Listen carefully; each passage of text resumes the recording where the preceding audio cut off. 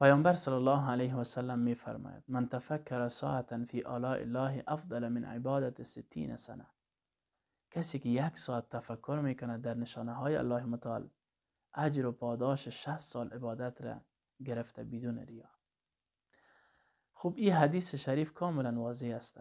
کسی که 1 دقیقه تفکر میکنه در نشانه های الله متعال به اندازه 1 سال عبادت را کسب کرده. و کسی که 1 ساعت تفکر، تعقل، تدبر میکنه در نشانه های الله متعال به اندازه 60 سال عبادت بیریا را انجام داد. بدون شک آلاء الله یا نشانه های خداوند هر چیز بودن میتونه.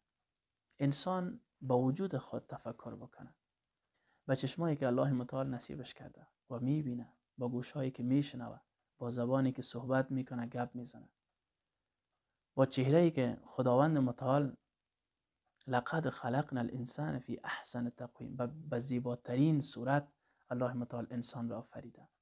وقتی که تفکر میکنه در هر چیزی که انسان مشاهده میکنه، میبینه، اگر درخت است، اگر کوه است، اگر آسمان است، زمین است، کهکشان هاست، هر چیزی را که مشاهده میکنه تمامش نشانه های پروردگار است.